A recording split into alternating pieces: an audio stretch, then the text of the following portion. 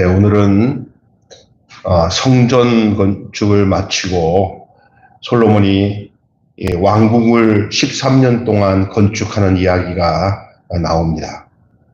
6장까지는 성전 건축에 대한 얘기가 마감이 되고 7장부터는 성전 건축이 끝난 후 왕궁 건축이 시작되는데, 이것을 통해서 오늘 우리가 우리에게 하나님이 주시는 말씀이 뭔지를 귀 기울여 듣는 귀한 시간이 되기를 바랍니다. 그래서 왕궁 건축과 그로 인하여 번영의 빛과 그림자라는 말씀으로 함께 은혜를 나누겠습니다. 솔로몬이 성전을 7년 만에 완공하고 다시 13년에 거쳐서 왕궁을 건축을 합니다. 또 크고 더 오래 걸린 이 왕궁 건축이 성전 건축 이야기 사이에 짧게 언급되고 있는 게 오늘 우리가 읽은 이 본문의 내용입니다. 이 솔로몬이 주님의 성전을 건축한 후에 자기 궁을 졌어요. 왕궁. 하나님의 집을 먼저 짓고 그 다음에 왕궁을 졌다고 하는 것에 대해서는 참 고무적이고 귀하다 생각을 할 수는 있습니다. 성전 건축을 7년을 걸쳐서 지었는데 왕궁은 그 왕궁 기간이 13년이 걸렸습니다. 그게 오늘 1절에 나오는 말씀이죠. 솔로몬 왕궁은 레바논 숲풀궁이라고 하기도 합니다. 그 이름을. 그 2절부터 5절에 보면은 그걸 알 수가 있어요. 레바논 숲풀궁. 레바논에서 공급되어져 있던 그 모든 목재를 사용해서 그렇게 불려졌다 할 수도 있어요. 그리고 이 솔로몬의 이 숲풀궁 외에도 4개의 부속 건물을 건축하잖아요. 기둥을 나란히 세운 큰 주량 6절에, 그 다음에 옥자시라고 불리고 있는 재판정이 또 나와요. 7절에. 그래서 이 재판장 뒷뜰에 또 솔로몬이 거처할 궁을 짓고 또 아내로 맞이할 바로의 딸 애굽 공주 그를 위하여서 따로 궁을 지어준다고 하는 8절의 내용이 나옵니다. 그래서 왕국 건물을 다 다듬은 이 값진 돌로 기초를 쌓는데, 제가 이게 자세히 살펴보고 다른 주석책도 보니까 장난이 아니에요. 돌을 다듬는데 그 기초석이 대단한 거예요. 오늘날 이런 것을 할 수 있을까 할 정도입니다. 그리고 그 돌 위에다가 백향목으로 벽을 올리고 건물 주위에 돌과 백향명 판자로 담을 쌌습니다. 9절부터 12절 마지막 절까지의 내용입니다. 그래서 성전과 왕궁의 그 모양새가 성전의 모양새를 약간 본딴 듯한, 왕궁을 지었는데도 그냥 왕궁을 지은 게 아니라 그래도 우리가 사는 집도 성전 스타일에 맞춰서 이렇게 본받고 이렇게 그런 스타일로 진짜 크기와 규모는 성전이 좀 작긴 하지만 성전을 다 짓고 난 뒤에 왕궁을 성전 모양 스타일로 왕궁을 지은 거죠. 그나마 하나님의 뜻을 따라 살자 하는 그런 의미가 좀 담겨져 있습니다.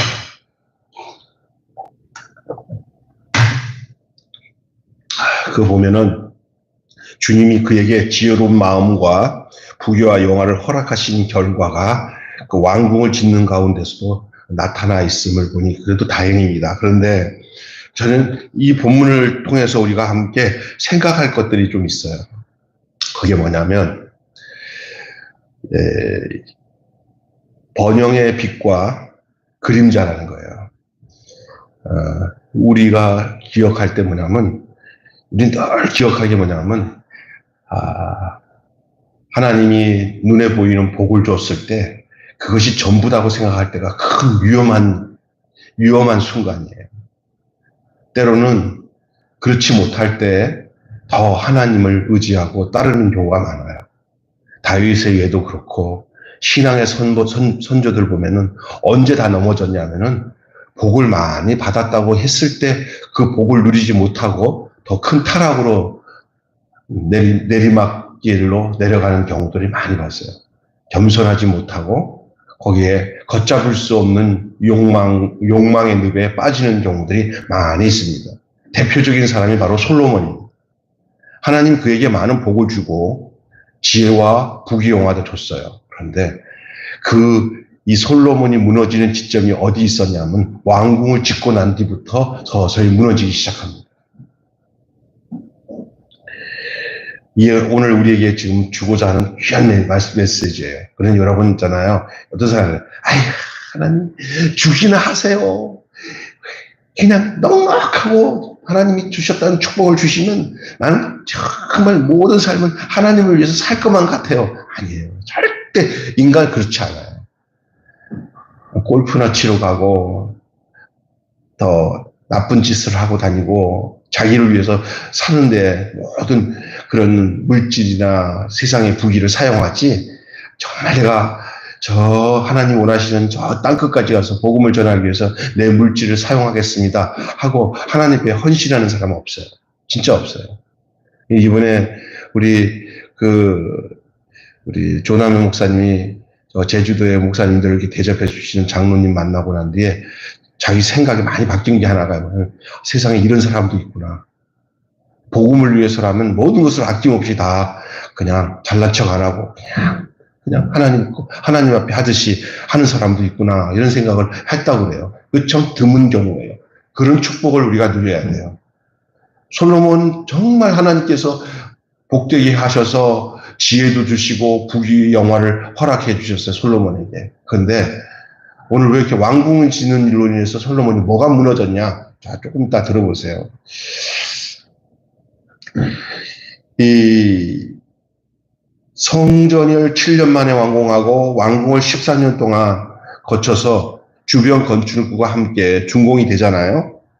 순차적으로 기록하지 않고 성전 건축 이야기가 6장에 나오고, 그 다음에 오늘 읽은 말씀 뒤에 7장 13절부터 51절에 성전 건축의 이야기가 또 이어서 나와요. 지금 그 사이 행간에 1절부터 12절까지가 왕궁 건축에 대한 얘기를 하고 있는 거예요. 지금 우리가 읽은 말씀. 이 사이에 왕궁 건축을 소개하고 있어요. 성전과 왕궁을 나란히 읽도록 하려는 의도가 담겨진 배열이래요. 여기에 왕궁의 흥망은 성전과 어떤 관계가 있는지를 말씀하고 있는 거예요. 아이고, 지금 자꾸 이게 붙어서, 그렇죠.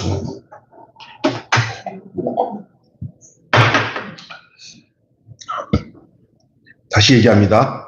왕궁의 흥망은 성전과 어떤 관계가 있는가?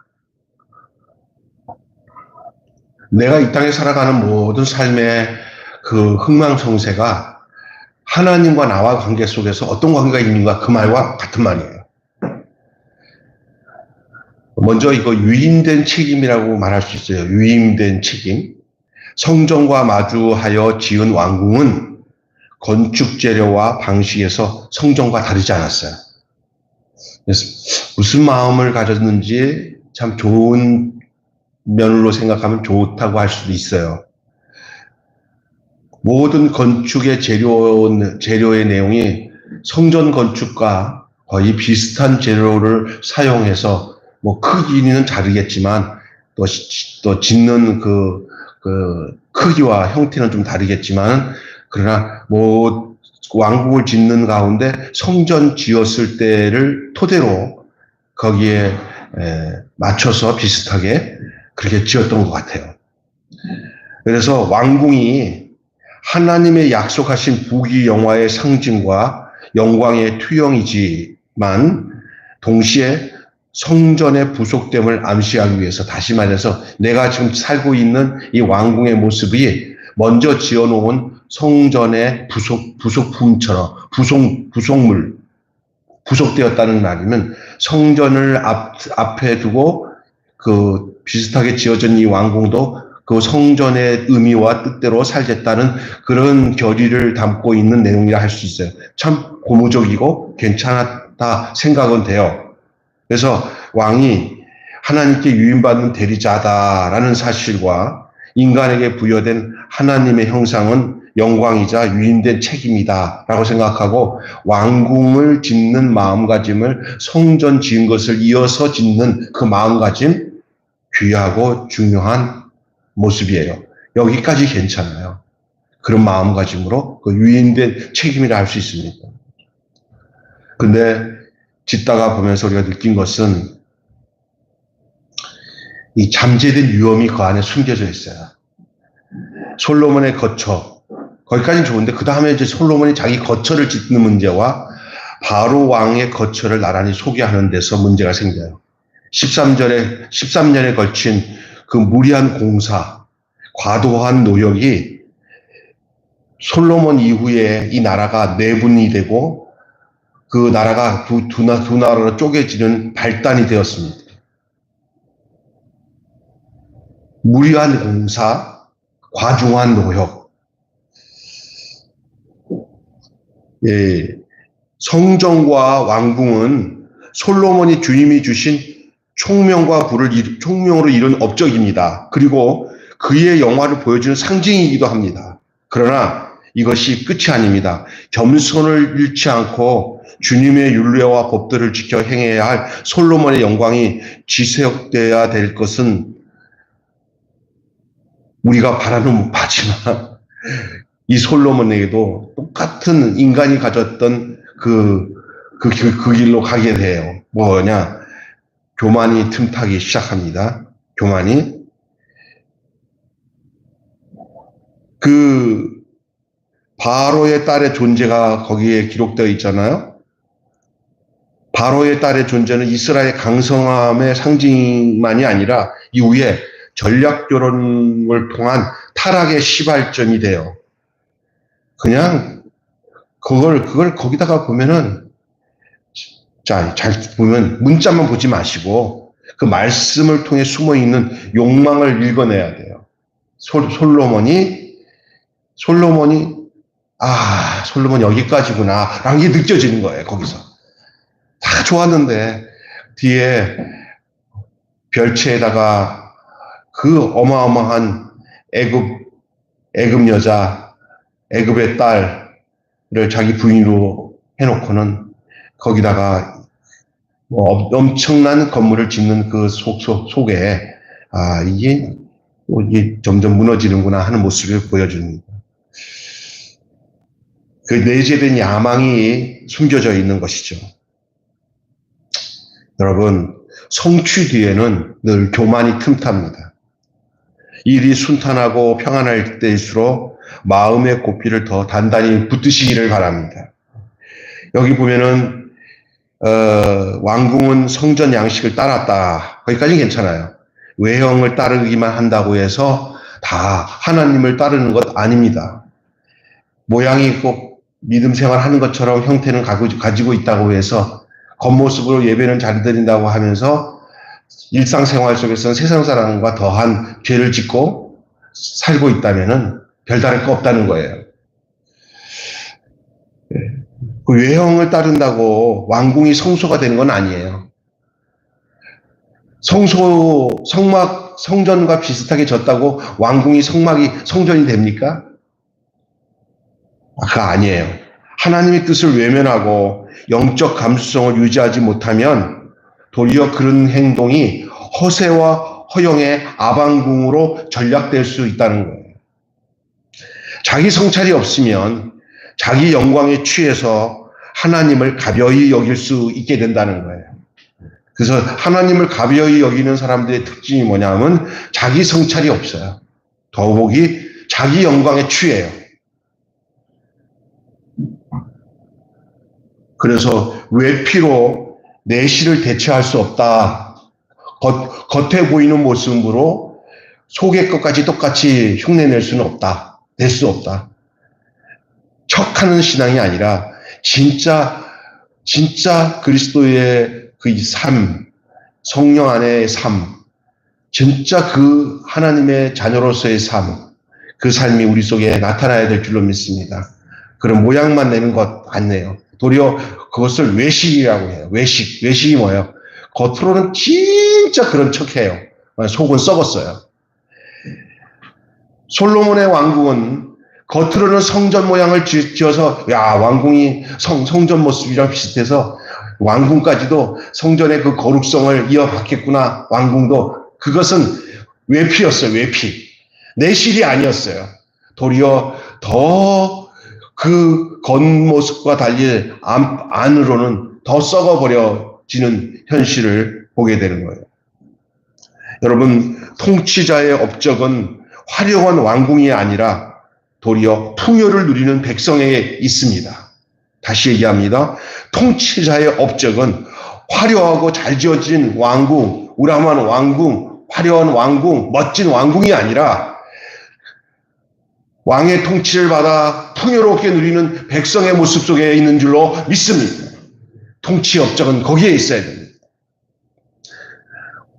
모든 역사를 보면은 왕궁에서 맨날 술 파티하고 기생 노릇하고 백성들이 어떻게 사는지를 모르고 살던 왕들, 왕이 그 왕궁을 벗어나가지고 세상 저작거리 나가보면 거기는 사람 사는 곳이 아니야. 다 고통과 고통 속에 있는 나라들, 그 나라들은 오래 못 갔습니다.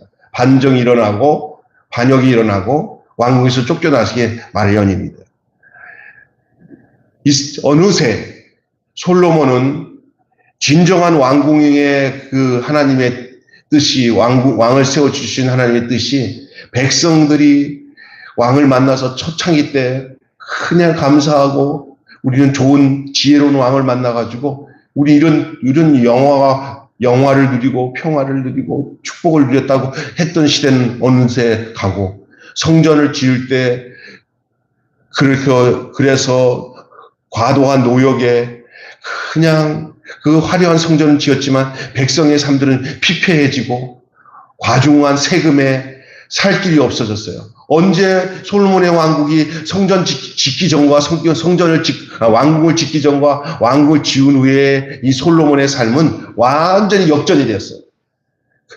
사실 그 화려한 왕궁이 지어지기 전에 검소하게 지어졌던 그 옛날 그 건물 속에서의 솔로몬은 화려하고 복되고 하나님의 영광이 그 안에 있었어요. 백성들은 행복하고 풍요로웠어요. 그러나 그 거대한 왕궁을 지으면서 그 백성들이 거기에 다 끌려 나와서 그 왕궁 짓느라고 그렇게 고생하는 그 기간에 서서히 왕궁은 빛나서 솔로몬 높은 자리에서 하고 있었지만 백성들은 점점 피폐해지고 망가졌습니다. 솔로몬의 통치 기간 절반을 건축 사업에 매달렸고 그 비용과 노동력은 고스란히 백성의 몫으로 돌아갔어요. 솔로몬에게 있어서 귀한 것은 뭐였어요? 듣는 마음이었어요. 듣는 마음을 구했던 그가 과연 백성의 힘겨운 신음을 들었는지 의문이 됩니다. 유정자들이 정쟁에서 벗어나 국민의 삶의 풍요를 위해 법을 제정하고 집행하는 일을 전념하도록 여러분도 기도하시기를 바랍니다. 우리가 처음 볼 수 있는 대목이에요. 그래서 여러분 왕궁이 성소가 되는 거 외피만 만들고 겉모습만 만들면 되는 게 아니라는 거예요. 도리어 그게 함정이에요. 그렇게 거대한 왕궁을 지었을 때 백성들은 점점 옛날과 달라요. 불평이 생기고 어려움이 생기고 왕은 점점 그것을 더 왕권 집중적으로 삼고 거기서 서서히 나는 잘났어, 나는 똑똑해, 나는 이 또 좋은 집에 점점 백성과 왕 사이는 금이 가기 시작하고 그 총명도 사라지고 지혜도 사라지고 이방 여자들을 그 왕비로 받아들이면서 그 수많은 여자들 사이에 푹 빠져가지고 우상을 받아들이고 이스라엘이 점점 무너지기 시작하는 거예요. 하나님 뜻을 외면하고 영적 감수성을 유지하지 못하면 허세와 허영의 아방궁으로 왕궁이 바뀌어지는 거예요. 왕궁이 아니라 아방궁이 됐어요. 다시 얘기합니다. 자기 성찰이 없으면 자기 영광에 취하여 하나님을 가벼이 여길 수가 있습니다. 또다시 얘기합니다. 외피로 내 시를 대처할 수 없습니다. 결론 맺고 마치겠습니다. 오늘 이 솔로몬의 이야기는 솔로몬 얘기 하나로 얘기가 아니라 오늘 신앙생활을 우리들에게도 늘 이것을 시금석으로 삼고 하나님 부귀에 처하든지 풍부에 처하든지 또 빈핍에 처하든지 나는 일체의 비밀을 배웠다고 하는 바울은 이 한계를 뛰어넘을 수 있는 사람이었습니다. 그의 고백 속에 내가 풍부에 처할 줄도 알고 내가 빈핍에 처할 줄도 알고 내가 가난에 처할 줄도 알고 내가 부귀에도 처할 줄도 알지만은 그러나 나는 이것에 관계없다. 내가 나 어느 곳에 있든지 늘 주 안에 있다. 내게 능력 주시는 자 안에서 내가 모든 것을 할 수 있다. 가난을 한탄하지 않고 그 안에서 주님의 은혜를 구하고 부귀와 영화가 있을 때 허세 부리거나 교만하지 않고 하나님의 그 엄위하신 그 보좌 앞에 무릎 꿇고 내게 주신 하나님의 그 책임이 얼마나 큰지를 돌아보면서 그 가진 것을 내 거로 챙기지 않고 또 더 많은 사람들을 위하여 하나님을 위해서 어떻게 이것을 하나님 앞에 드릴고 하며 주님 앞에 내어드릴 수 있는 그런 경건함이 있어야 될 줄로 믿습니다. 왕궁과 성전은 건축도 배치도 나란히 배열되어 있는 데다가 재료나 건축 방식도 유사합니다. 솔로몬은 아마 그렇게 하면 우리도 괜찮을 거라고 생각했던 한 면을 가지고 살았던 것 같아요. 마음가짐은 귀하지만 그러나 그것은 허울이었습니다. 왜 허울이냐? 그렇게 지어놓고는 그 왕궁은 성전이 아니라 그 왕궁은 아방궁이 되었다는 거예요. 왕궁이 성전으로 되기를 원해서 지었긴 했을 수도 있어요. 그러나 그 화려하게 지은 왕궁이 성전의 모습을 따라가긴커녕 아방궁으로 되었어요. 온갖 타락의 온상이 되었어요. 나는 성전 지었으니까 나는 이제 하나님한테 할 거 다 했어. 이제 잘 지은 왕궁에서 맨날 호의호의식하면서 내가 이 이쁜 여자들 사이에서 술 파티하면서 마음껏 살아도 하나님은 내가 지어놓은 성전 때문에 나를 인정해 줄 거야 라고 생각하는 착각에 빠졌는지도 모릅니다. 여러분, 신앙은 무엇이 본이고 무엇이 말이며 무엇이 선이고 무엇이 후인지에 대한 문제입니다. 전도되지 않도록 앞이 뒤가 바뀌어지지 않도록 처음은 좋았다가 나중에 나빠지는 일이 되지 않도록 처음과 끝이 아니 처음보다 나중에 더 좋은 영광스러운 삶을 살도록 자기 자신을 지켜서 우리가 나중에 주님 앞에 죽음 앞에 섰을 때 정말 한 점 주님 앞에서 부끄러움 없이 하나님이 기뻐할 수 있는 영혼으로 주님 앞에 설 수 있기 위하여 기도하며 사시기 바랍니다. 때로는 하나님, 난 이 세상에서 뭔가 복을 받은 게 없는데 어떻게 하나님께서 여러분 괜찮습니다. 도리어 그 세상 것이 많은 것이 내게 하나님 앞에 가까이 가는데 보탬이 안 되는 경우도 있어요. 이렇게 뒤가 바뀌어버려요. 솔로몬의 처음에는 좋았어요. 나중에는 정말 안 됐어요. 너무 솔로몬의 처음이 좋으니까 뒤에를 자꾸 생각 안 하려고 하지만 솔로몬의 마지막 말년은 정말 나쁜 사람으로 하나님이 정말 실망한 사람으로 끝난 사람 중에 하나예요. 여러분 정말 중요한 겁니다. 그러니 어떻게 보면은 이렇게 의도는 좋은데 나중에 그 의도가 이게 바뀌어가지고 자기 영광, 자기 것으로 도취에 빠져가지고 그래서 축복을 받는 게 중요한 게 아니에요.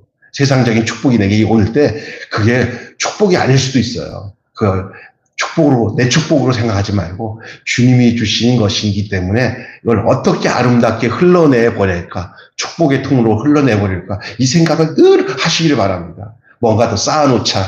이것이 내게 큰 힘이 되겠지 라고 생각하면서 이 땅에서 진짜 가지고 있는 사람들이 정말 하나님 믿기 어려워요. 왜냐하면 가지고 있는 것이 너무 좋으니까 하나님 내놓으라 그럴 때 못 내놔요. 그리고 내가 이거 아니면 내가 뭐 보장받을 수 있는 줄 알아. 이것이 있으니까 내가 보장받지. 이런 생각을 하다 보면 하나님보다 그걸 더 의지하게 되거든요.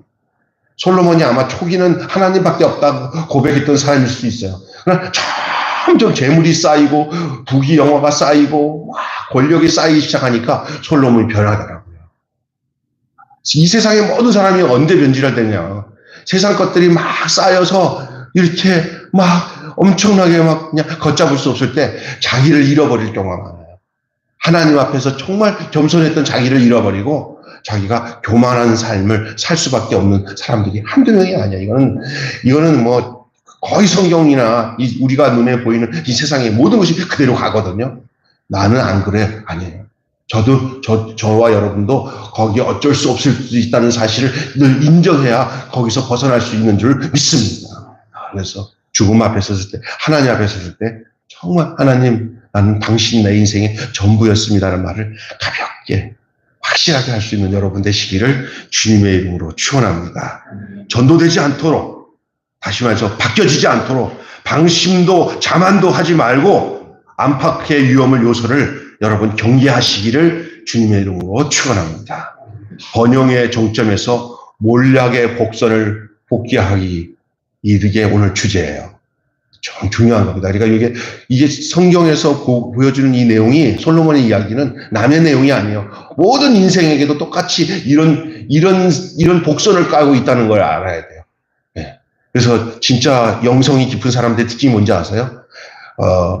어려울 때보다 순탄하게 뭔가 잘 나갈 때 안일해지는 자기 모습에 더 경각심을 갖는 사람들이 영적으로 깨어있는 사람들의 모습인 줄로 믿습니다. 혼이 옛날에 나는 일을 어려울 때 주님 앞에 매달려서 하는데 요즘에는 정말 하나님 앞에 그때처럼 매달려 기도가 안 돼. 그랬더니 그게 하나님이 그 마음 주신 거예요. 너 정신 차려라. 너 옛날 나랑 참 가까이 지냈는데 요즘에 좀 산다고 하니까 너 그냥 거기에 그냥 푹 빠져 있지 하고 하나님이 약간씩 이게 힌트를 준 거거든요. 그때 정신 차리고 경성하고 주님 앞에 없을 때를 생각하고 가난하고 없어서 하나님한테 하나님 당신밖에 없습니다 하면서 그 생생한 주님의 사랑과 은혜를 누리고 살았던 그 순간들을 잊어버리지 않고 사시기를 주님의 이름으로 축원합니다. 기도하겠습니다. 하나님 감사합니다. 오늘 번영의 빛과 그림자라는 말씀의 제목으로 이 귀한 시간, 특별히 이 솔로몬의 이 왕궁 건축과 그 이후에 이루어질 이야기들. 왕궁을 건축하기 전까지의 솔로몬은 이러지 않았는데 왕궁을 건축한 이후에 솔로몬의 몰락의 모습들이 어떤 모습으로 진행되는지를 우리는 성경을 읽다가 보면서 목도하고 보게 됩니다. 이것은 남의 이야기가 아니라 우리 또한 똑같은 그러한 복선을 깔고 살 수 있는 유약한 인간인 것을 알게 하시고 우리에게 성경 말씀을 주시고 성령님이 우리 안에 계속 오셔서 우리에게 말씀하시는 이유는 우리가 그 길로 가지 않도록 하기 위해서 우리를 날마다 영적으로 깨워주시는 줄로 믿습니다.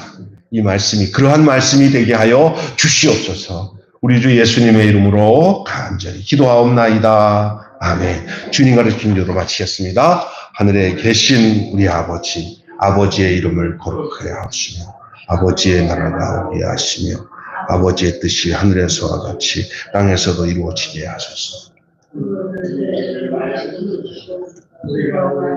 잘못한 사람을 용서하여 준 것 같이 우리 죄를 용서하여 주시고 우리를 시험에 빠지지 않게 하시고 악에 구하소서. 나라와 권세와 영광이 영원히 아버지의 것입니다. 아멘.